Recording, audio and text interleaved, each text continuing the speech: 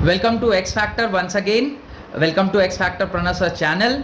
आप लोग होप कि बहुत अच्छे होंगे। इस कोरोना काल में काफ़ी परेशानियों का सामना करना पड़ रहा है।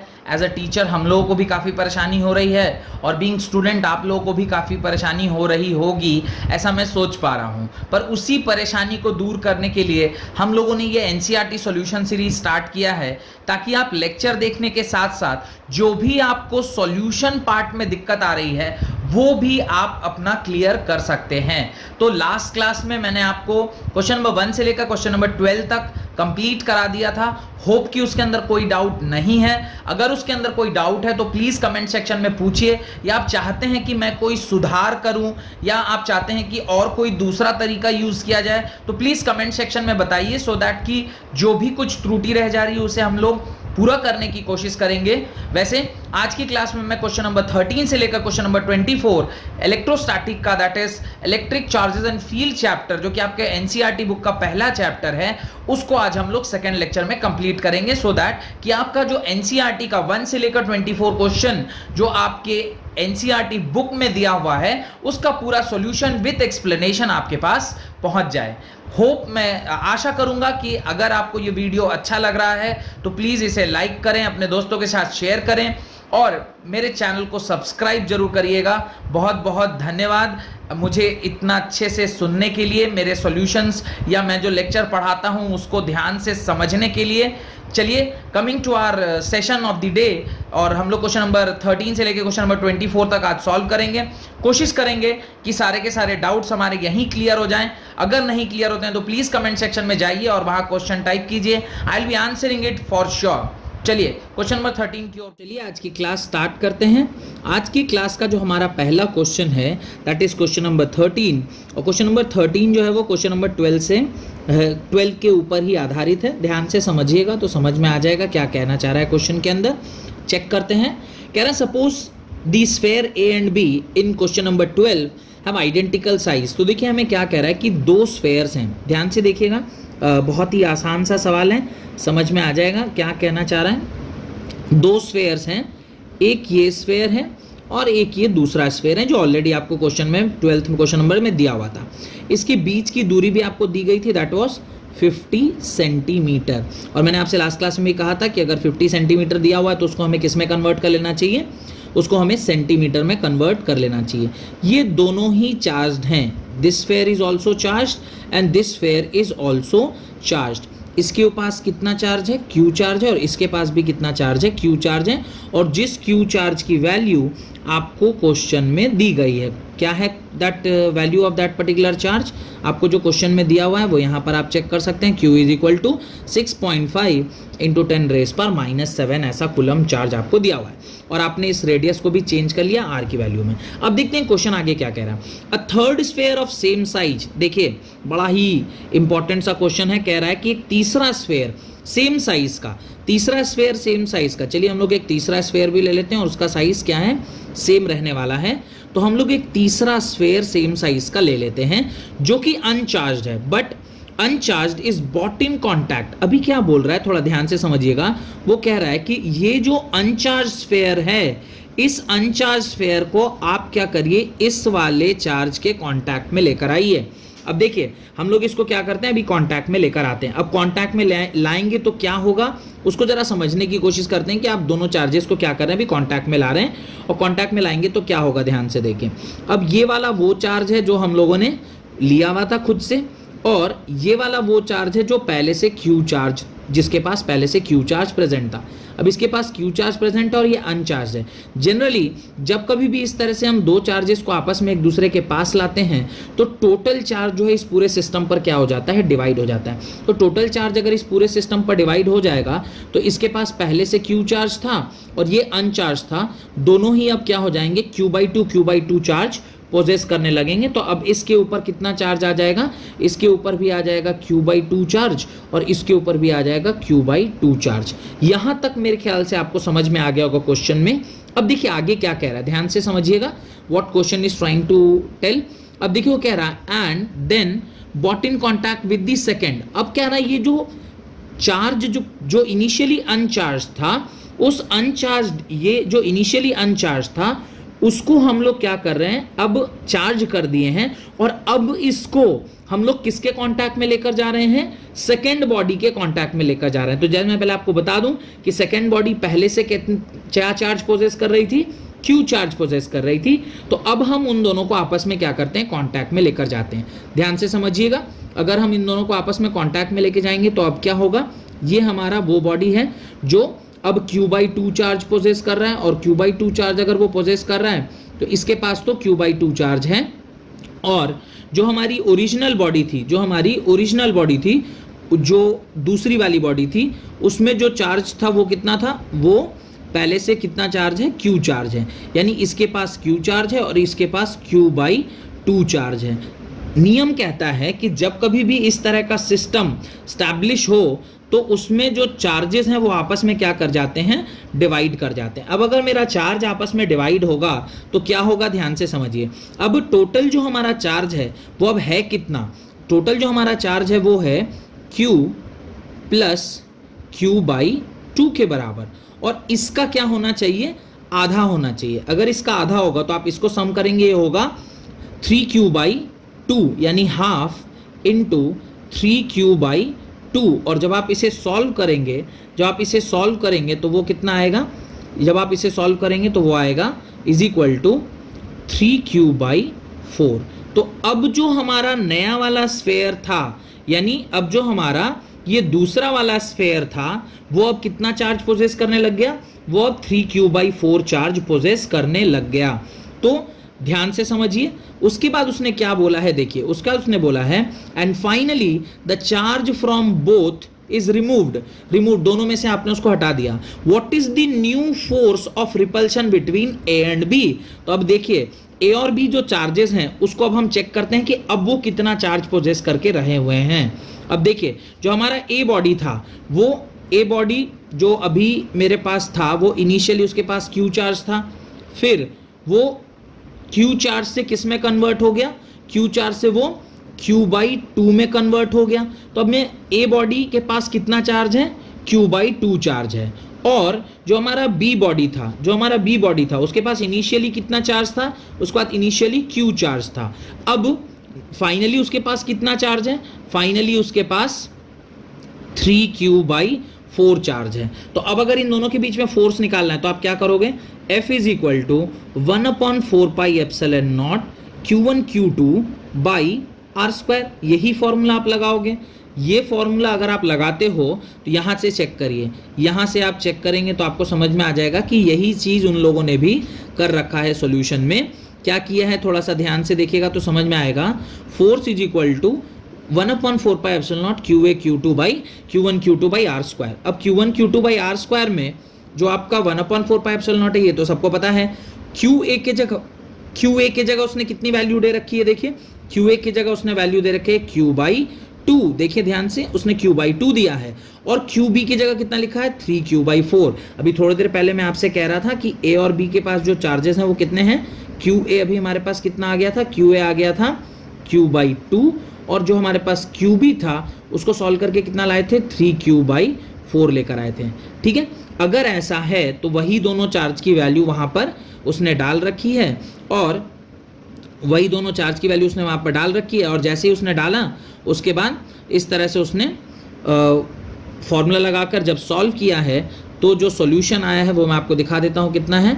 जो सॉल्यूशन आया है वो किसके बराबर है, देखिए जो सॉल्यूशन आया है वो 5.703 into 10⁻³ कूलम के बराबर है। Therefore, the force of attraction between the two spheres is this much Newton।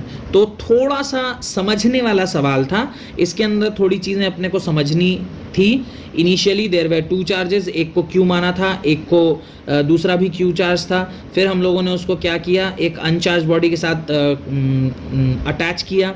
जब हमने उसको अनचार्ज बॉडी के साथ अटैच किया है तो चार्जेस क्या हो गए, डिवाइड हो गए। तो एक के पास Q/2 आया और दूसरे के पास भी Q/2 चार्ज आ गया। अब वापस से इसको अलग करा और जो दूसरा वाला अनचार्ज वाला बॉडी था जिसके पास अब Q/2 चार्ज है, उसको हमने क्या किया, उसको हमने अब यहाँ पर इस वाले केस में उसके साथ जो दूसरी वाली बॉडी थी उसको हमने अटैच किया।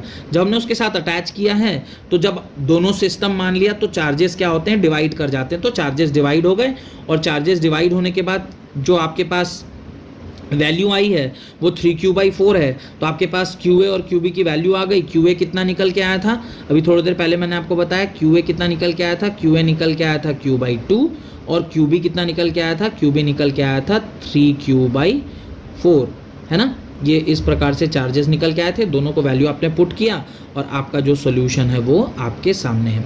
Moving to our next question, that is question number 1.14। ये आपका क्वेश्चन नंबर 2 है, या आज के क्लास का क्वेश्चन नंबर 2 है। ऐसे देखा जाए तो क्वेश्चन नंबर 14 है। थोड़ा सा इंपॉर्टेंट क्वेश्चन ये भी है, यहाँ पर थोड़ा चार्जेस टू मास का रेशियो वगैरह हमें थोड़ा समझना पड़ता है। तो देखते हैं क्या कह रहा है क्वेश्चन, चलिए चेक करते हैं इसे। Figure shows tracks of 3 charged particles in a uniform electrostatic field. Give the sign of 3 charges, which particle has highest charge to mass ratio. देखिए बहुत सारी चीज़ें तो समझने वाली नहीं है, लेकिन ये जो लास्ट में उसने कहा है ना चार्ज टू मास रेशियो, ये थोड़ा सा इंपॉर्टेंट हो जाता है।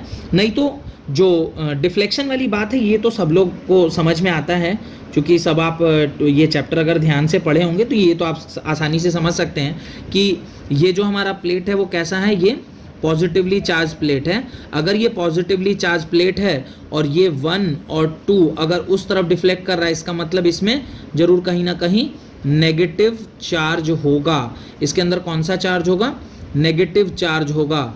अगर इसके अंदर नेगेटिव चार्ज है तो तभी ये इसके इस तरफ क्या होगा, डिफ्लेक्ट होगा। तो ये दोनों 100% क्या होने चाहिए, नेगेटिवली चार्ज होने चाहिए। और ध्यान से देखिएगा नीचे की ओर कौन सा चार्ज है, नेगेटिव चार्ज है। चूंकि नेगेटिव चार्ज है और उसके तरफ जो आने वाला फील्ड है उसको हमने थर्ड फील्ड लाइन कहा है, तो वो चूंकि नीचे की ओर आ रहा है, डिफ्लेक्शन उसकी नीचे की ओर है, इसका मतलब ये किस तरह का होगा, ये 100% पॉजिटिव होगा। तो यही सारी बातें उसने कही गई हैं, क्वेश्चन में उसने यही पूछा है। देखिए वो क्वेश्चन में कह रहा है कि figure shows the 3 tracks of charged particle in uniform electrostatic field, give the sign of 3 charges। तो आपको तीनों चार्जेस के देने थे, तो ये नेगेटिव, नेगेटिव और पॉजिटिव, ये हमारा फर्स्ट पार्ट का आंसर हो गया। Second part, which particle has the highest charge to mass ratio. अब ये थोड़ा सा समझना हमारे लिए काफ़ी इंपॉर्टेंट हो जाता है, तो उसको हम लोग देखते हैं कि क्या आर्ग्यूमेंट है। The charge to mass ratio, that is EMF, is directly proportional to displacement or amount of deflection for a given velocity। देखिए क्या कह रहा है, डिफ्लेक्शन जिसको हम लोग डेल्टा से डिनोट करते हैं।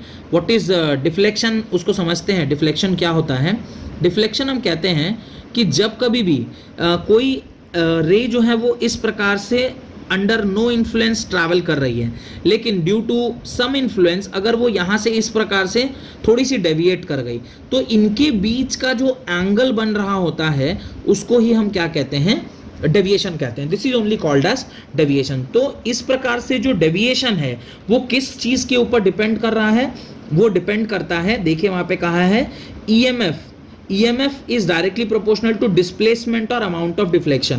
तो डिस्प्लेसमेंट किसका ज्यादा है उसके ऊपर डिपेंड करता है डिफ्लेक्शन। और जब आप फिगर को चेक करेंगे तो आप देखेंगे, मैं ये साइन जो है इसको थोड़ा मिटा देता हूं ताकि आप देख पाएं क्लियरली। अब देखिए आप देख पा रहे होंगे कि ये जो आपका फर्स्ट, सेकेंड और थर्ड में देखेंगे तो सबसे ज़्यादा जो अपने ओरिजिनल पाथ से डिफ्लेक्ट किया है, जो सबसे ज़्यादा अपने ओरिजिनल पाथ से डिफ्लेक्ट किया है वो कौन सा वाला चार्ज है, वो थर्ड चार्ज है। आप देखें अगर इसके स्ट्रेट लाइन में ऐसा लेकर जाऊं तो ये एंगल और इसका एंगल, देखिए सबसे ज़्यादा जो डिफ्लेक्शन है वो यहाँ पर मुझे देखने को मिल रहा है, दैट इज़ डेल्टा 3 के केस में, जबकि डेल्टा 1 काफ़ी छोटा है और डेल्टा 2 उससे थोड़ा बड़ा है। यानी सबसे डेल्टा 1 और डेल्टा 2 और डेल्टा 3 में अगर आप ऑर्डर चेक करेंगे तो ऑर्डर आपको देखने को मिलेगा कि ऑर्डर जो है वो किस प्रकार से है, डेल्टा 3 इस सबसे बड़ा है, फिर डेल्टा 2 है और सबसे कम डेल्टा 1 है।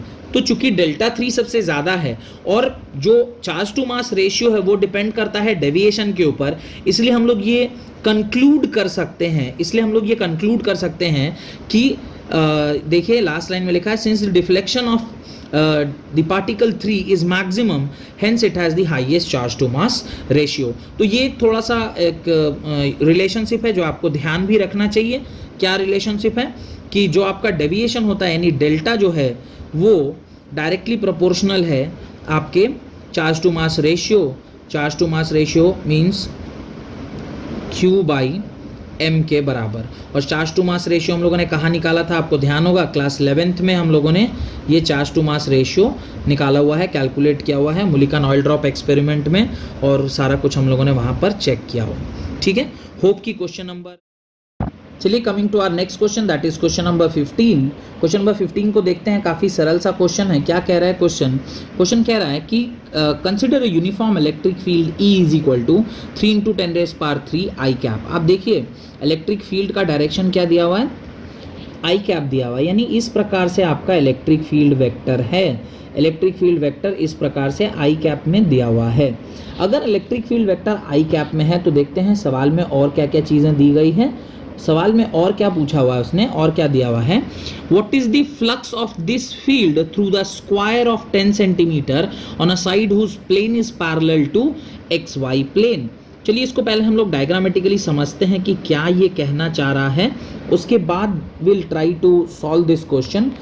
अब देखिए उसी पर्टिकुलर क्वेश्चन को मैंने इस तरह से डायग्रामेटिकली आपको बताया है कि क्या हो रहा है। ये अपना जो इलेक्ट्रिक फील्ड है, this is your electric field, जो कि किस तरफ जा रहा है, आपके एक्स एक्सिस की ओर इस तरफ मूव कर रहा है। और ये जो आपका सरफेस है, ये आपका कौन सा सरफेस है, ये आपका स्क्वायर का साइड है, जिसका साइड का वैल्यू भी कितना दिया हुआ है, 10 सेंटीमीटर दिया हुआ है। तो ये आपका 10 सेंटीमीटर का साइड वाला सरफेस है। अब ये आपका जे कैप हो गया और नीचे आपका क्या आ जाएगा, के कैप आ जाएगा। तो ये आपका के कैप आ गया। अब ये वाला प्लेन और इसके बीच में, अभी देखिए हम लोग को इस सवाल में क्या निकालना है, फ्लक्स निकालना है। फ्लक्स निकालने के लिए ध्यान से समझिएगा, फ्लक्स निकालने के लिए आपको जो इंफॉर्मेशन चाहिए होता है वो क्या है, flux phi is equal to होता है E dot A vector. What is A is area vector. तो अब जो सरफेस हम लोग चेक कर रहे हैं, इसका एरिया वेक्टर किधर होगा, ध्यान से समझिएगा, इसका जो एरिया वेक्टर होगा वो in the direction of XY plane ही होगा, in the direction of X axis ही होगा। क्यों, क्योंकि आप लोगों ने पढ़ा है area vector is always perpendicular to the surface, surface के परपेंडिकुलर एरिया वेक्टर होता है। यहाँ से जब अगर हम चेक करेंगे तो जो आपका इलेक्ट्रिक फील्ड है वो भी एक्स एक्सिस में है, और जो आपका एरिया वेक्टर है वो भी एक्स एक्सिस में है। दोनों अगर एक्स एक्सिस में, यानी ये नहीं आई कैप है और ये भी आई कैप है, तो आई कैप और आई कैप के बीच का एंगल कितना होगा, तो इस प्रकार से मैं देखूंगा तो यहाँ पे थीटा कितना आ जाएगा, 0 डिग्री आ जाएगा। चलिए अगर ये बात मुझे समझ में आ गई है तो फिर मैं इसको एक बार सॉल्व करके चेक करता हूँ। देखिए क्या कह रहे हैं, तो क्वेश्चन कह रहा है कि व्हाट इज द फ्लक्स, आपसे क्या कह रहा है, फ्लक्स निकालो। अगर मुझे कह रहा है फ्लक्स कैलकुलेट करने के लिए, तो फ्लक्स का जो फॉर्मूला होता है वो होता है phi is equal to EA cos theta. मुझे E की वैल्यू पता थी, आप चेक कर सकते हैं, मैग्नीट्यूड ऑफ E मुझे पता है। आपको एरिया वेक्टर चूंकि साइड दिया हुआ था तो एरिया भी आप बड़ी आसानी से निकाल लोगे, दोनों वैल्यू पुट करोगे। हाँ, जो सबसे इंपॉर्टेंट चीज़ थी वो एंगल, तो एरिया वेक्टर और इलेक्ट्रिक फील्ड वेक्टर के बीच का जो एंगल है वो भी आपको समझ में आ गया, आपने पुट कर दिया। तो जो फाई की वैल्यू आ रही है वो कितनी आ रही है, फाई इज इक्वल टू आ रही है 30 न्यूटन मीटर स्क्वायर पर कूलम। तो ये आपका वैल्यू निकल कर आ गया है। ठीक है, अब moving to our next question जो कि कह रहा है what is the flux through the same square if the normal to its plane makes a 60 degree angle with X axis. यानी इस बार वो कह रहा है कि अगर जो हमारा कॉस थीटा है वो 60 डिग्री एंगल बनाने लग जाए, अगर वो हमारा 60 डिग्री एंगल बनाने लग जाएगा, देखिए मैं ये सब चीज़ों को थोड़ा सा मिटा देता हूँ सो दैट कि आपको ये दिखाई दे। अगर वो 60 डिग्री एंगल बनाएगा तो देखिए क्या होगा, अगर वो 60 डिग्री एंगल बनाएगा तो क्या होगा, 60 डिग्री एंगल बना रहा होगा तो अभी भी फ्लक्स का फॉर्मूला तो वही रहने वाला है, E is equal to EA cos theta. E की वैल्यू वही दी गई है, एरिया वही है, सिर्फ वहां पर जहां पर हम लोगों ने cos 0 लिया था वहां पर क्या ले लिया, cos 60। आपको पता है cos 60 क्या होता है, 1/2। और तब जब हमने इसे सॉल्व किया तो हमारी वैल्यू क्या हो गई, फाई की, फाई इज इक्वल टू निकल के आ रही है हमारी value, phi is equal to निकल के आ रही है, phi is equal to 15 newton metre square by coulomb. ठीक है, तो यहाँ तक आपको समझ में आ ही गया होगा कि सेकंड क्वेश्चन याद रखिएगा, फ्लक्स का फॉर्मूला अगर सिर्फ मेरे को ध्यान होता तो ये सवाल हमारे लिए काफ़ी आसान हो जाता। इसको हम लोग देखते हैं, अगला सवाल चेक करते हैं, सीधा question number 16। What is the next net flux of a uniform electric field of exercise 1.15 through a cube of side 20 centimeter oriented so that its faces are parallel to the coordinate plane। देखिए क्या कह रहा है कि net flux of a uniform electric field उतना ही जितना कि आपको पहले दिया हुआ है, यूनिफॉर्म इलेक्ट्रिक फील्ड उतना ही जितना कि आपको पहले दिया हुआ है। तो पिछले क्वेश्चन में इलेक्ट्रिक फील्ड की वैल्यू आपको ऑलरेडी दी गई थी। क्या इलेक्ट्रिक फील्ड की वैल्यू दी गई थी? E is equal to 3 × 10⁻³ I cap newton पर कुलम। तो ये आपको ऑलरेडी दिया गया था, उसी को हम लोग चेक कर रहे हैं। तो कह रहा है all the faces of cube are parallel to the coordinate axis, therefore the number of field lines entering the cube is equal to the number of field line piercing out of the cube, as a result net flux of the cube is 0। चूंकि जितने field lines उस cube में घुस रहे थे उतने ही field lines उस cube से बाहर आ रहे थे, इसलिए जो नेट फ्लक्स है उस पर्टिकुलर क्यूब का वो हमारा क्या आ गया? 0 आ गया। वो हमारा क्या निकल के आ गया? 0 आ गया। यही बात वो कहना चाह रहा है कि जितने फील्ड लाइंस इस तरफ से जा रहे थे वो सारे फील्ड लाइंस इधर से जितने इंटर किए उतने ही सिस्टम से क्या हो गए? बाहर निकल गए। चूंकि जितने इंटर कर रहे थे उतने ही बाहर हो गए, तो इस सिस्टम का जो हमारा नेट फ्लक्स है, वो क्या हो गया? 0 हो गया। यही बात वो कहना चाह रहा है। तो उसने पूछा कि अगर ऐसा हो तो नेट फ्लक्स सिस्टम का क्या होगा? नेट फ्लक्स सिस्टम का 0 हो जाएगा, बिकॉज जितना इंटर किया उतना ही सिस्टम से बाहर निकल गया। होप कि क्वेश्चन नंबर 16 भी आपको समझ में आ गया। Moving to the next question, that is question number 17। Careful measurement of electric field at the surface of black box indicate that the net outward flux through the surface of box is this much, 8 × 10⁻³ Newton meter square by Coulomb. What is the net charge inside the box? पहला question है। और दूसरा, if the net outward flux through the surface of the box were 0, could you conclude that were no charges inside the box? देखिए ये थोड़ा conceptual सा सवाल है, चेक करते हैं इसका सॉल्यूशन। पहले तो क्वेश्चन ही मेरे ख्याल से आपको समझ में आ गया होगा, अभी हम लोग उसका सॉल्यूशन को चेक करते हैं। पहले वाले पार्ट में उसने बोला है कि अगर आपको फाई की वैल्यू दी गई है, देखिए डायरेक्टली आपको ना फाई की वैल्यू दे दी है। अगर मेरे को फाई का वैल्यू पता है, यहाँ पर देखिए आपको फाई का वैल्यू पता है, आप क्या जानते हो? फाई इज इक्वल टू होता है Q/ε0, आपने पढ़ा हुआ है ये Q/ε0। अगर आपको फॉर्मूला पता है तो अगर मेरे को यहाँ से कोई पूछ ले बताओ कितना चार्ज है सिस्टम में, तो मैं आसानी से चार्ज निकाल सकता हूँ। मैं आसानी से क्या कर सकता हूँ? चार्ज को निकाल सकता हूँ। तो यहाँ पे उसने इसी तरह से चार्ज को निकाला है, ये वाला फॉर्मूला लगाया और Q निकालने के लिए उसने लिखा ε0 × फाई। और जब आप ε0 × फाई करेंगे तो आपको जो चार्ज की वैल्यू है वो आसानी से निकल कर आ जाएगी। और वो आ रहा है, देखिए आप फाई की वैल्यू जानते हैं 8.84 × 10⁻12, और इलेक्ट्रिक फील्ड की वैल्यू नहीं, फाई की वैल्यू आपको दी गई थी 8 × 10⁻3। आपने उसको पुट किया, जब आपने उसको सॉल्व किया तो आपकी वैल्यू आई 7.08 × 10⁻8।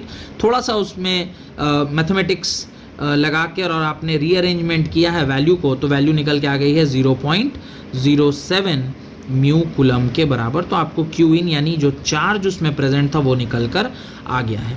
एक बार मुझे चार्ज पता चल गया है तो उसने देखिए दूसरा सवाल क्या पूछा है, if the net outward flux through the surface is 0। अब कह रहा अगर नेट फ्लक्स किसी भी सिस्टम का 0 है तो उसका क्या मतलब है? Could you conclude that there were no charges inside the box, why और वाई नॉट। देखिए अगर किसी भी सिस्टम का नेट फ्लक्स 0 होता है तो मैं ये नहीं कह सकता कि अंदर चार्ज नहीं है, मैं ये कह सकता हूं नेट चार्ज वहां का क्या हो जाएगा? 0 हो जाएगा। इसका मतलब जरूरी ये नहीं है कि सिर्फ सिस्टम में चार्ज 0 होना चाहिए, सिर्फ अंदर कोई चार्ज ना हो तभी फ्लक्स 0 हो, ऐसा जरूरी नहीं है। यही बात यहां पर उसने शायद सॉल्यूशन में भी कहा है, सॉल्यूशन में भी उसने यही बात कही है। चेक करिए, net flux piercing out through a body depends on the net charge contained in a body. If net flux is 0, then it is inferred that net charge inside the body is 0. The body may have equal amount of positive and negative charge. Equal amount of positive और negative charge हो सकता है, पर ऐसा जरूरी नहीं है कि हमेशा अंदर कोई चार्ज न हो तभी फ्लक्स 0 होता है। Even if there is a presence of charge, the chances कि नेट फ्लक्स 0 हो जाए वो तभी संभव है जब equal and opposite 5 positive 5 coulomb और नेगेटिव 5 कूलम दोनों ही वहां प्रेजेंट हैं, तो चांसेस है कि उसका नेट फ्लक्स क्या हो जाएगा, जीरो हो जाएगा। सिंपल सा एक एग्जांपल लेकर देख लेते हैं। सपोज करिए ये मेरा बॉडी है, सपोज करिए, चलिए ऐसा नहीं बनाते, रेगुलर फिगर नहीं बनाते, थोड़ा सा इरेगुलर फिगर बनाते हैं। इरेगुलर फिगर मैं बनाता हूँ, देखिए चेक करते हैं। अगर मैं इरेगुलर फिगर बनाता हूँ तो क्या होगा, देखिए अगर मैं इरेगुलर फिगर बनाऊंगा तो क्या होगा, चेक करते हैं। इरेगुलर फिगर जब मैं बनाता हूँ तो सपोज करिए इस प्रकार का मेरा इरेगुलर फिगर है और उसके अंदर +3 म्यू कूलम या +3 कूलम चार्ज है, +2 कूलम चार्ज है और -5 कूलम चार्ज है। अब अगर मैं इसका नेट फ्लक्स देखूं तो इसका जो नेट F5 नेट आने वाला है वो कितना आने वाला है, 0 आने वाला है। वो इसलिए 0 आने वाला है क्योंकि इसके अंदर नेट चार्ज, जो आपका नेट चार्ज है, नेट क्यू की वैल्यू है, वो भी क्या है, 0 है। इसलिए आपका नेट फ्लक्स 0 आ रहा है, न कि इसके अंदर कोई चार्ज नहीं है। ये भी एक केस हो सकता है कि अंदर कोई चार्ज ना हो, यानी अंदर अगर कोई चार्ज नहीं है, the value of Q in अगर 0 है तो भी सिस्टम का जो फ्लक्स है वो क्या आने वाला है, 0। लेकिन अगर पिछले वाले केस में जहां पे चार्ज था पर ओवरऑल चार्ज कितना था, 0 हो रहा था, उस केस में भी फ्लक्स क्या होता है, हमारा 0 होता है। तो ये दो बातें आपको ध्यान में समझ में आनी चाहिए। Moving to our next question, that is question number 18। देखिए ये वाला सवाल क्लासरूम में भी मैंने आपको करवाया हुआ है क्योंकि ये एनसीईआरटी का सॉल्यूशन है और एनसीईआरटी का ही मैं एक आध सवाल ज़रूर क्लासरूम में करवाता हूँ जो कॉन्सेप्चुअल सवाल होता है। तो इसको भी हम लोग ऑलरेडी क्लास में सॉल्व कर चुके हैं, अभी हम लोग इसको सॉल्यूशन के रूप में देखेंगे। देखिए क्या कह रहा है, a point charge of 10 mu coulomb is at a distance of 5 centimetre directly above the centre of the square. देखिए ये देखकर ही, आप फिगर देखकर ही समझ सकते हैं कि क्या हो रहा होगा इस फिगर में। चेक करते हैं, ये कह रहा है इस प्रकार का एक सरफेस है, नीचे जो आपको ये सरफेस दिखाई दे रहा है, इस सरफेस से 5 सेंटीमीटर ऊपर, कहीं 5 सेंटीमीटर ऊपर, ये जो उसकी दूरी है वो कितनी है, 5 सेंटीमीटर है। यहाँ पर एक क्यू चार्ज रखा गया है और जिस क्यू चार्ज की मेरे ख्याल से आपको वैल्यू भी दी गई है 10 म्यू कूलम, जो कि पॉजिटिव है। और इस स्क्वायर का साइड भी आपको दिया हुआ है, देखिए इस स्क्वायर का साइड भी कितना दिया हुआ है, 10 सेंटीमीटर इतना आपको स्क्वायर का साइड दिया गया है। अब आगे के सवाल पढ़ते हैं, कह रहा है what is the magnitude of electric flux through the square. अब इस पूरे स्क्वायर के, पूरे स्क्वायर बोल रहा है या फिर वो शायद एक सरफेस, पूरे स्क्वायर का निकाल लेंगे, उसको 6 से डिवाइड कर देंगे तो एक सरफेस का भी आ जाएगा। इस तरह का सवाल मैंने क्लासरूम में भी कराया था। चलिए चेक कर लेते हैं। The square can be considered as one face of a cube of edge 10 centimetre with the centre with this. तो आप क्या करिए, एक इसको पूरा कंप्लीट कर लीजिए, इसको पूरा कंप्लीट कर लीजिए। मतलब मैं क्या कहना चाह रहा हूँ समझिए, हम लोग क्या करेंगे, एज इफ कि ये एक पूरा क्या है, क्यूब है, इस तरह का क्या बना लेते हैं हम लोग, क्यूब बना लेते हैं। अब इस क्यूब के ठीक सेंटर में देखिए थोड़ा सा ये चार्ज ऊपर आ गया है, उसको हम लोग वापस से थोड़ा नीचे कर देते हैं सो दैट कि आपको थोड़ा फील आ जाए। यहाँ कहीं पर चार्ज है, इसके ठीक सेंटर में। मैं कलर बदल लेता हूँ पेन का सो दैट कि आपको दिख पाए। ये देखिए यहाँ कहीं पे चार्ज प्रेजेंट है। अब इस पूरे क्यूब का अगर हम फ्लक्स निकाल लें, आसान है हमारे लिए निकालना, तो हम लोग क्या करते हैं, पूरे क्यूब का फ्लक्स निकाल लेते हैं। पूरे क्यूब का फ्लक्स निकालेंगे तो क्यू टोटल, फ्लक्स टोटल क्या हो जाएगा, Q by epsilon not. Net charge आपको दिया गया था दैट इज 10 म्यू कूलम और उसको आपने एप्सिलॉन नॉट की वैल्यू से डिवाइड कर दिया तो आपको पूरे उस क्यूब का फ्लक्स निकल गया। लेकिन आपसे सवाल में क्यूब का नहीं पूछा है, आपसे सवाल में उसने किसका पूछा है, आपसे सवाल में उसने पूछा है ओनली थ्रू द स्क्वायर। तो उस स्क्वायर का निकालना है। स्क्वायर का निकालने के लिए यानी एक क्यूब में कितने स्क्वायर सरफेस होते हैं, एक क्यूब के अंदर 6 स्क्वायर सरफेस होते हैं ना, 6 स्क्वायर के सरफेस से मिलकर एक क्यूब बनता है। तो हमने जो नेट फ्लक्स आया था उसको हमने क्या किया, 1/6, चूंकि 6 साइड फेसेस होते हैं तो एक फेस का अगर निकालना हो तो हम उसे 6 से डिवाइड दे देते हैं। हमने उसे 6 से डिवाइड दे दिया और जैसे ही हमने 6 से डिवाइड दिया हमारा आंसर आ जाएगा जो कि आपका नेट फ्लक्स आ गया। Phi is equal to for one surface ये निकल के आया और आपकी जो वैल्यू है वो है 1.88 into 10⁵ newton metre square coulomb inverse. काफ़ी आसान सा क्वेश्चन था, देख के समझ में आया होगा। चलिए नेक्स्ट क्वेश्चन चेक करते हैं।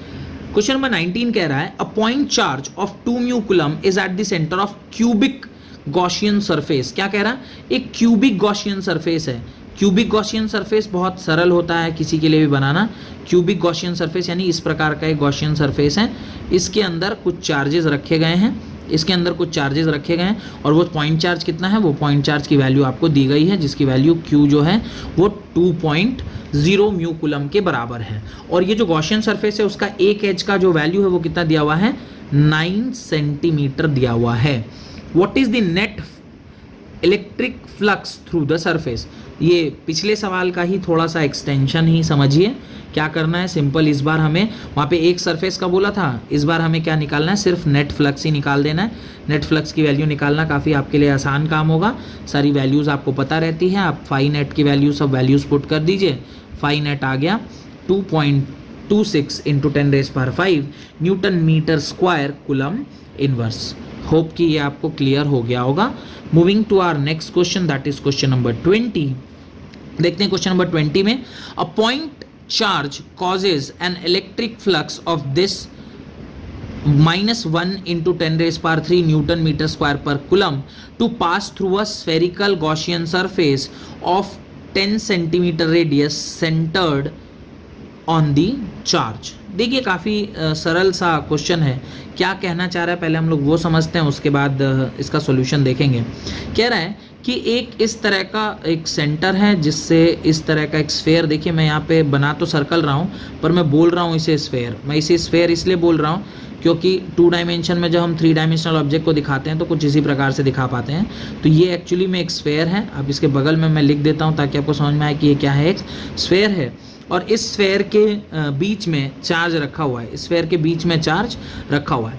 अब चूंकि उसने मेरे से कहा है, इस बार इसने इलेक्ट्रिक फ्लक्स की वैल्यू दे रखी है। आपको ऑलरेडी इलेक्ट्रिक फ्लक्स पता है और रेडियस पता है, तो देखते हैं आगे बढ़ते हैं क्या वैल्यू निकालने को कहा है उसने। If the radius of this is doubled how much is the, तो अगर रेडियस बदल दिया जाए तो आपसे पूछ रहा है कि बताइए इलेक्ट्रिक फ्लक्स के साथ क्या होगा।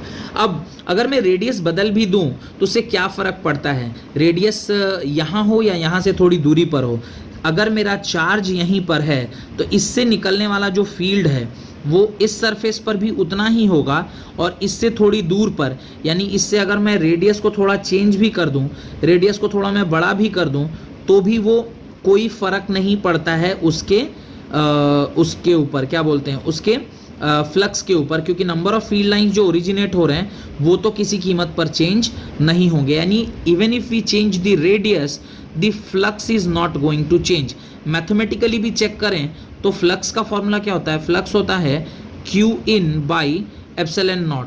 चार्ज के ऊपर डिपेंड कर रहा है और एप्सिलॉन नॉट परमिटिविटी के ऊपर डिपेंड करता है।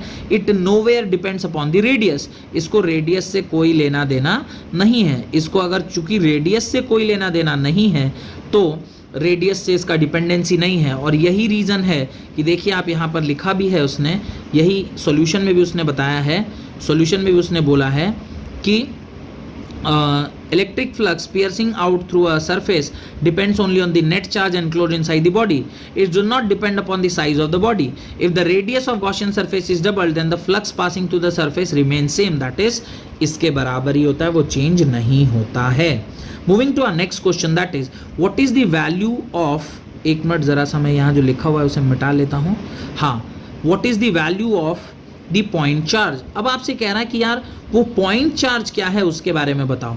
अब पॉइंट चार्ज निकालने के लिए आपको Q की वैल्यू निकालनी है और आपको फ्लक्स की वैल्यू दी गई है। चूंकि आपको फ्लक्स की वैल्यू दी गई है, एप्सिलॉन नॉट की वैल्यू आपको पता रहती है, तो आप आसानी से इसको सॉल्व कर सकते हैं। आसानी से इसे सॉल्व करने के लिए आप Q क्या लिखोगे, आप you have to write Q is equal to phi into epsilon not. Phi की वैल्यू आपको पता है, एप्सिलॉन नॉट की वैल्यू पता है, आप Q आसानी से निकाल लोगे। और जब आप इन दोनों वैल्यू को पुट करोगे तो Q की वैल्यू आ रही है -8.854 10⁻⁹ कूलम। तो 10⁻⁹ का ऑर्डर है, इसलिए उसने नैनो कूलम के टर्म्स में लिखा। Coming to our next question, that is question number 21। देखते हैं, काफ़ी सरल सा क्वेश्चन है, बहुत ही आसान क्वेश्चन है। A conducting sphere of radius 10 centimetre has an unknown charge.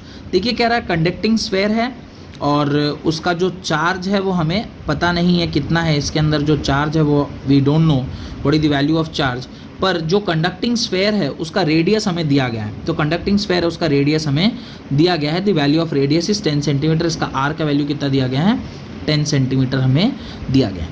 ध्यान से देखिए क्या कह रहा है आगे, if the electric field 20 centimetre from the centre of sphere is this much. अब देखिए आपको इलेक्ट्रिक फील्ड की वैल्यू दे दी गई है, कहाँ से, इसके सेंटर से 20 सेंटीमीटर के दूरी पर, 20 सेंटीमीटर के दूरी पर आपको किसी एक पॉइंट पर जो इलेक्ट्रिक फील्ड आने वाला है उसकी वैल्यू आपको दी गई है। कितना है, 1.5 इंटू 10⁻³ न्यूटन पर coulomb and point radially inward. अच्छा, वो रेडियली इनवर्ड है। What is the net charge on the surface, तो नेट चार्ज सरफेस के ऊपर क्या होने वाला है वो हमें निकालना है। अब आप देखिए इलेक्ट्रिक फील्ड का जो फॉर्मूला होता है वो होता है E is equal to 1/4πε0 1/4πε0 Q/d²। अब ध्यान से देखिएगा, ये डिस्टेंस है, 1/4πε0 की वैल्यू आपको पता है, Q पता है, आपको नेट चार्ज निकालना है। अगर मेरे को नेट चार्ज किसी भी सिस्टम के ऊपर निकालना है तो मैं इसी फॉर्मूले को, थोड़ा ध्यान से देखिए मैं क्या लिख सकता हूँ, Q is equal to, net charge क्या होगा, E_d² इंटू 4πε0 होगा। अब देखिए 4πε0 को तो हम ऊपर नहीं लिख सकते क्योंकि 4πε0 की डायरेक्ट वैल्यू हमें नहीं पता है, तो I can write ED² whole divided by 1/4πε0। एक ही बात है, आप ऊपर 4πε0 लिखें या 1/4πε0, बात एक ही है। अब यहाँ पर जब हम लोग Q की वैल्यू निकालेंगे तो क्या लिखेंगे, Q is equal to E की वैल्यू जो भी दी गई होगी वो हम पुट कर लेंगे, D की वैल्यू 20 सेंटीमीटर में है, मीटर में कन्वर्ट करके पुट कर लीजिएगा, और नीचे 1/4πε0, 1/4πε0 की वैल्यू ऑलरेडी आपको पता रहती है, दैट इज 9 इंटू 10⁻⁹। तो ये तीनों वैल्यू पुट करिएगा, आपको नेट चार्ज निकल कर आ जाएगा। वही चीज़ इन लोगों ने भी यहाँ पे किया हुआ होगा, एक बार चेक कर लेते हैं, यही सारी चीज़ें यहाँ पर हुई होगी। देखिए एक बार सारी चीज़ें वैसी ही लिखी हुई है, आपने Q इज इक्वल टू क्या लिखा, Q is equal to E times this, और जब आपने उसको लिखा तो आप लिखोगे Q is equal to this implies Q is equal to ED² whole divided by 1/4πε0। E की वैल्यू और D² की वैल्यू सारी आपने पुट कर दी, पुट करने के बाद जो वैल्यू आया वो कितना आया, 6.67 नैनो कूलम मतलब 6.67 इंटू 10⁻⁹। काफ़ी आसान सा क्वेश्चन था, सिर्फ इस फॉर्मूले के बारे में अगर मुझे पता हो कर लें, या अगर मेरे को पता होता तो शायद ये सवाल हम काफ़ी आसानी से बना लेते हैं। ये फॉर्मूला निकालना काफ़ी आसान काम है, इसमें कोई कठिनाई नहीं थी, हम लोग चाहते तो खुद से भी कर सकते थे। Anyways, moving to our next question, that is question number 22। क्या कह रहा है क्वेश्चन नंबर 22, ध्यान से देखिएगा तो आपको समझ में आ जाएगा क्वेश्चन नंबर 22 क्या कह रहा है। A uniformly charge conducting sphere is of 2.4 metre diameter. देखिए आपको D की वैल्यू दी गई है, डायमीटर कितना है, 2.4 मीटर के बराबर है। Has a surface charge density, अच्छा देखिए आपको सरफेस चार्ज डेंसिटी यानी सिग्मा के बारे में कह रहे हैं। सिग्मा इज इक्वल टू क्या होता है, चार्ज पर यूनिट एरिया, यानी अगर यहाँ से मेरे को चार्ज निकालना होगा Q तो मैं क्या लिखूंगा, सिग्मा इंटू एरिया। देखिए ये फॉर्मूला कहीं ना कहीं ज़रूर इस सवाल में यूज़ हो रहा होगा, ऐसा मुझे लग रहा है। Find the charge on the sphere, अच्छा देखिए यही आपको यूज़ ही करना है, यही आपको निकालना ही था, चार्ज ऑन दी स्फेयर आपको निकालना था। देखिए तो चार्ज ऑन दी स्फेयर निकालना क्या है, आप देखिए मैंने आपसे कहा था कि यही फॉर्मूला यूज़ हो रहा होगा, जस्ट चेक कर लेते हैं। Q इज इक्वल टू क्या लिखा है, charge density into surface area. अब चूँकि ये स्फेयर था तो स्फेयर होने के कारण आप देख सकते हैं उसने क्या लिखा है, जो नेट चार्ज Q है वो क्या होगा, सिग्मा इंटू 4πr²। ये सरफेस एरिया ऑफ स्फेयर होता है, तो सरफेस एरिया ऑफ स्फेयर होने के कारण आपने सारी वैल्यूज़ पुट कर दी। सिग्मा चूँकि दिया हुआ था क्वेश्चन में तो उसकी वैल्यू आपने यहाँ से उठा लिया, आपको πr² तो 4π की वैल्यू दे गई, और रेडियस ऑफ स्फेयर भी दिया हुआ था वो हमने यहाँ से उठा लिया। जब सारी वैल्यूज़ को हमने पुट किया तो चार्ज निकल के आ गया, दैट इज़ 1.447 इंटू 10⁻³ कूलम के बराबर। तो इस प्रकार से आपका ये चार्ज निकल के आ गया है, ये आपको समझ में आ गया होगा। Next, moving to our next part of this particular question, next part क्या है उसको देखते हैं। सेकेंड पार्ट कह रहा है what is the total electric flux living the surface of the sphere. अब वो कह रहा है कि टोटल जो इलेक्ट्रिक फ्लक्स है उसको हम लोग को चेक करना है। अब देखिए फ्लक्स का फॉर्मूला तो मुझे पहले से पता है, what is the formula of flux, phi is equal to क्या होता है, Q in by epsilon not. Q आपने ऊपर वाले बिट में निकाल लिया, एप्सिलॉन नॉट की वैल्यू आपको पता है, आपको फ्लक्स भी निकल के आ जाएगा। देखिए वही फॉर्मूला यहाँ लगाया गया है, उसमें आपने कहा चार्ज की जो वैल्यू वो हमने ऊपर कैलकुलेट किया था, फ्लक्स की वैल्यू हमें पता रहती है, दोनों की वैल्यू को हमने पुट किया और जो फाइनल आंसर था वो हमारा निकल के आ गया, that is 1.63 into 10⁸ newton metre square by coulomb. तो ये आपका इस क्वेश्चन का सेकेंड पार्ट भी कंप्लीट हो गया। देखते हैं question number 23। An infinite line charge produces a field of 9 into 10 raised to the power 4 Newton पर coulomb at a distance of 2 centimeter. देखिए, this time we are talking about the infinite line charge. Line charge means आपको मैंने बताया था जब radius के respect में जो आपका लेंथ है वो नेग्लिजिबल हो जाए तो फिर लेंथ के रेस्पेक्ट में जो आपका रेडियस है वो नेग्लिजिबल हो जाए तो उसको फिर हम लोग क्या कहते हैं, इनफाइनाइट वायर कहते थे। तो इस प्रकार से जब ये इस तरफ भी ऐसे बढ़ता जा रहा हो और इस तरफ भी ऐसे बढ़ता जा रहा हो तो इसको ही हम लोग इनफाइनाइट वायर करेंगे और उसके ऊपर जो वैल्यू दिया गया है यानी प्रोड्यूसेस अ फील्ड, तो आपको इलेक्ट्रिक फील्ड की वैल्यू दी गई है और डिस्टेंस 2 सेंटीमीटर बोला गया है। तो जस्ट चेक करते हैं इसका सॉल्यूशन। इलेक्ट्रिक फील्ड की जो वैल्यू है वो आपको ऑलरेडी पता रहती है। इलेक्ट्रिक फील्ड क्या होता है? इलेक्ट्रिक फील्ड होता है lambda by 2 pi epsilon not D. ये फॉर्मूला हम लोगों ने जब लीनियर चार्ज डेंसिटी पढ़ा था वहाँ पे हम लोगों ने निकाला था। अब देखिए यहाँ से उसने आपसे सवाल क्या पूछा है, पहला वाला कैलकुलेट दी लैम्डा। इस बार आपको क्या बोल रहा है, लैम्डा की वैल्यू ही निकालनी है आपको। अगर लैम्डा की वैल्यू हमें निकालनी है तो लैम्डा इज इक्वल टू क्या हो जाएगा, देखिए E D into 2 pi epsilon not. अब देखिए 2 पाई एप्सिलॉन नॉट जैसे ही हो गया तो 2 पाई एप्सिलॉन नॉट में तो हमें पता नहीं होता ना, 2 पाई एप्सिलॉन नॉट की वैल्यू तो हमें पता नहीं होती है। तो चूंकि 2 पाई एप्सिलॉन नॉट की हमें वैल्यू पता नहीं होती है तो हमें क्या करना चाहिए, इसको 2 से मल्टीप्लाई कर देना चाहिए। 2 से मल्टीप्लाई करेंगे तो 2 से डिवाइड भी करेंगे। 2 से मल्टीप्लाई करेंगे तो क्या हो जाएगा, ये हमारा 4 पाई एप्सिलॉन नॉट बन जाएगा। यानी लैम्डा की फॉर्मूला हो जाएगी E D 4 pi epsilon not by 2। समझ में आ रहा है? अब ई की वैल्यू हमें पता है। देखिए यहाँ थोड़ा सा कन्फ्यूज़न आपको हो सकता है, इसलिए मैं वापस से पूरा मिटा के एक बार फिर से आपको समझाता हूँ। देखिए यहाँ पे देखिए आप लैम्डा इज इक्वल टू क्या लिखोगे, E D into 2 pi epsilon not. ये आपको समझ में आ गया होगा। अब देखिए मैं क्या कर रहा हूँ, जानबूझ के इंटरनेशनली ऊपर नीचे 2 से मल्टीप्लाई डिवाइड कर रहा हूँ। इससे होगा क्या उसको समझते हैं। जब मैं इसे 2 से डिवाइड दे रहा हूँ, 2 से मल्टीप्लाई कर रहा हूँ, ऊपर बन गया 4 पाई एप्सिलॉन नॉट और नीचे आ गया 2। अब जब लैम्डा की वैल्यू हम लिखेंगे तो क्या लिखेंगे, E D pi 2 into 1 by 1/4 pi epsilon not. और ये 1/4 पाई एप्सिलॉन नॉट इस तरह लिखने का इसलिए लिख रहे हैं ताकि हम इसकी वैल्यू पुट कर सकें। तो यानी अगर मुझे लैम्डा की वैल्यू निकालनी है, ध्यान से देखिएगा, अगर मुझे लैम्डा की वैल्यू निकालनी है, मुझे ई की वैल्यू चाहिए, डी की वैल्यू चाहिए और 1/4 pi epsilon not. 1/4 pi epsilon not की वैल्यू हमें पहले से पता रहती है। ये सारे वैल्यूज़ को जो आप पुट करोगे तो लैम्डा निकालना काफ़ी आसान हो जाएगा। तो लैम्डा इज इक्वल टू ऊपर आप इलेक्ट्रिक फील्ड की वैल्यू पुट कर दो, इंटू डी की वैल्यू पुट कर दो, उसको डिवाइड बाई 2 करो, इंटू 1/4 पाई एप्सिलॉन नॉट की वैल्यू होती है 9 इंटू 10 रेज़ पर 9। ये सारी वैल्यूज़ को जब आप पुट करोगे you will get the answer. और देखिए यही तरीके से उन लोगों ने सॉल्व भी किया है।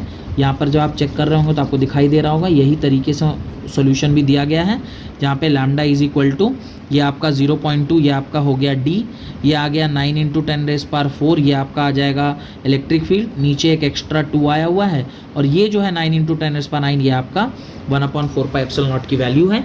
ये आपने सारा पुट किया। अभी थोड़ी देर पहले मैंने आपसे ये बताया था, ई इज इक्वल टू क्या होता है, E D by 2 into 1/1/4 pi epsilon not. तो ये 1/4 पाई एप्सिलॉन नॉट की वैल्यू यहाँ पे उसने बता दी है। इसको पुट किया तो ये आपका आंसर आ गया। और इसको जब आप सॉल्व करेंगे तो आपका जो फाइनल आंसर आएगा वो कितना निकल के आएगा, 10 म्यू कूलम पर मीटर के बराबर। Moving to our next question and that is the last question of this particular chapter जो कि इलेक्ट्रिक चार्जेस एंड फील्ड का है। इसके बाद फिर नेक्स्ट क्लास में I will try to solve the question related to electrostatic potential and capacitance part से हम लोग क्वेश्चन अगले सेशन में करेंगे। तो चलिए इसको भी चेक कर लेते हैं। लास्ट क्वेश्चन है, 2 large thin metal plates are parallel and close to each other. देखिए क्या कह रहा है कि 2 थिन मेटल प्लेट्स पैरेलल और क्लोज टू ईच अदर रखे हुए हैं। वैसे तो इसका डायग्राम मैंने ऑलरेडी नीचे बना रखा है, मैं आपको वो डायग्राम पहले दिखा देता हूँ ताकि आपको समझ में आए। देखिए क्या है ये डायग्राम, काफ़ी सरल सा डायग्राम है। इस प्रकार से 2 मेटल प्लेट बनाए हुए हैं। देखिए ये एक मेटल प्लेट है, this is one of the metal plate and this is the other metal plate. ये आपका एक मेटल प्लेट है और ये भी आपका एक मेटल प्लेट है। वैसे सॉल्यूशन में भी इसका डायग्राम उन लोगों ने बनाया है, पर ये दोनों आपके मेटल प्लेट हैं। अगर ये दोनों आपके मेटल प्लेट हैं और इस प्रकार से बीच में इलेक्ट्रिक फील्ड है, देखिए इसके अंदर जो एनक्लोज्ड होगा, यानी यहाँ पर अगर मैं कोई एक क्यूब बना लूँ ऐसे देख रहे हैं आप, क्यूब यहाँ पर बन जाएगा। इस प्रकार से यहाँ पर चाहें तो एक क्यूब बनाया जा सकता है। तो इसके अंदर चार्ज एनक्लोज्ड है। इसके बाहर के जो चार्जेस हैं, इसके बाहर के जो चार्जेस हैं, ये इस तरफ बाहर है और ये इस तरफ भी बाहर है। तो बाहर वाले चार्जेस को हम कंसिडर नहीं करते हैं। तो ये फोटो को थोड़ा ध्यान से देख लीजिएगा, इस पिक्चर को, डायग्राम को। Then will move to the question. Two large thin metal plates are parallel and close to each other. On their inner faces, the plate have surface charge density of opposite sign and of magnitude this. तो आपको ना जो opposite faces हैं उसके ऊपर जो charge density है वो क्या की गई है, दी गई है। अब इसकी जो चार्ज डेंसिटी होगी, सपोज करिए इसकी चार्ज डेंसिटी जो होगी वो सिग्मा होगी, तो इसकी चार्ज डेंसिटी माइनस सिग्मा के बराबर होगी, क्योंकि दोनों के चार्ज डेंसिटी सेम है पर उसकी जो वैल्यू है वो पॉजिटिव और नेगेटिव है ना। मैग्नीट्यूड वगैरह दिया गया है। आपसे पूछ रहा है what is E in the outer region of the first place and in the outer region of the second plate, और थर्ड पूछा है between the plates। तो आपसे कहना है कि जो फर्स्ट प्लेट और सेकंड प्लेट है, यानी ये जो आपका पहला प्लेट है, अगर मैं इसे नाम दे दूं फर्स्ट प्लेट, इसको मैं नाम दे देता हूँ थोड़ी देर के लिए, फर्स्ट प्लेट बोलता हूँ। तो ये अगर आपका पहला प्लेट है और ये अगर आपका दूसरा प्लेट है, तो कह रहा पहले प्लेट के इस तरफ और दूसरे प्लेट के इस तरफ इलेक्ट्रिक फील्ड क्या होगी और बीच में इलेक्ट्रिक फील्ड क्या होगी, ये आपको बताना है। तो मैंने कहा इस तरफ और इस तरफ थोड़ा मुश्किल है निकालना, क्या रीज़न है उसको नहीं निकाल सकते हैं, उसको चेक करते हैं, पर बीच में हम आसानी से निकाल पाएंगे। चलिए देखते हैं क्या रीज़न है जिसकी वजह से हम नहीं निकाल सकते हैं, चेक करते हैं। देखिए कह रहा है the situation is represented in the following diagram. Diagram में रिप्रेजेंट किया गया है। अब देखिए A and B are two parallel plates close to each other. Outer region, देखिए क्या कह रहा है, outer region of plate A is labelled as 1 and outer region of plate B is labeled as 3 and the region between this is plate this। दोनों की charge density उसने दी है।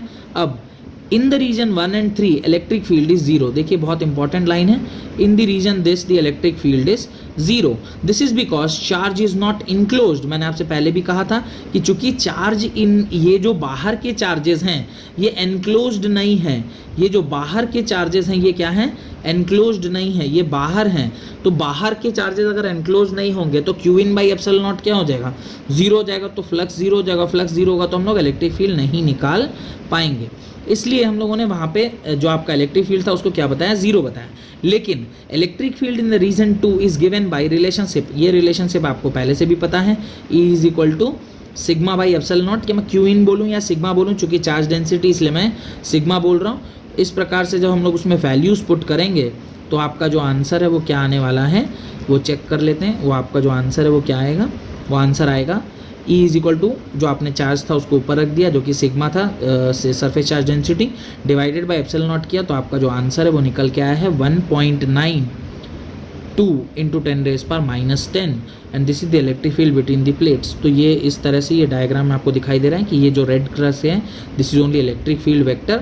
ये आपका इलेक्ट्रिक फील्ड वेक्टर है जो इस तरफ से इस तरफ जा रहा है। ऑब्वियसली जाना भी चाहिए, बिकॉज अगर यहाँ पर सारे पॉजिटिव चार्ज हैं, this is all positive charge, और इस तरफ आपका नेगेटिव चार्ज है, तो आपको पता है electric field always travel from positive to negative, और पॉजिटिव टू नेगेटिव फील्ड तो जा ही रही थी, और जो फील्ड का वैल्यू था वो इसलिए आया क्योंकि चार्ज जो है वो एनक्लोज्ड हो पाया उस दोनों प्लेट्स के बीच में। तो होप कि ये जो पूरा मैंने एनसीईआरटी का जो अभी फर्स्ट चैप्टर का सॉल्यूशन आपको दिया है इसमें आपको कोई परेशानी नहीं हो रही है। अगर कोई परेशानी है तो प्लीज़ कमेंट सेक्शन में जाकर पूछें। कोई चीज़ नहीं समझ में आ रही है तो वो भी आप कमेंट सेक्शन में जाके पूछ सकते हैं, सो दैट कि उस प्रॉब्लम को, उस डाउट को मैं क्लियर कर सकूं। या आपको लगता है कि और कोई तरीका हम लोग अपना सकते हैं इसको सॉल्यूशन बताने का तो वो भी बताइए, या आप चाहते हैं कि और भी कुछ नया लेकर आया जाए तो वो भी बताइए। जो भी सजेशन है वो भी डालिए, सो दैट कि हम लोग इसके ऊपर काम करें और आपके लिए जो कुछ भी बेहतर किया जा सकता है वो हम लोग कर सकें। होप कि मेरे वीडियोज़ आपको पसंद आ रहे हैं। अगर ऐसा है तो प्लीज़ मेरे वीडियो को लाइक करिए, ज़्यादा से ज़्यादा शेयर करिए और मेरे चैनल को सब्सक्राइब ज़रूर करिएगा। इसी तरह देखते रहिए सॉल्यूशन सीरीज़। धीरे धीरे टोटल ऑल 14 चैप्टर्स का हम लोग सोल्यूशन इस तरह से प्रोवाइड कर देंगे, ताकि आप सिर्फ पढ़े ही ना, पढ़ने के बाद जो आपको एनसीईआरटी का सोल्यूशन है वो भी आपको मिल जाएगा। इसका पीडीएफ ऑलरेडी मैंने लिंक के फॉर्म में दिया हुआ है, आप उसको डाउनलोड कर सकते हैं। तो इसका सोल्यूशन भी आपको मिल जाएगा और उसका एक्सप्लेनेशन भी आपको मिल जाएगा। बहुत बहुत धन्यवाद आज की क्लास अटेंड करने के लिए। अपना ख्याल रखिए, अपने घर वालों का ख्याल रखिए, कोरोना से बचे रहिए और मन लगाकर पढ़ाई करते रहिए।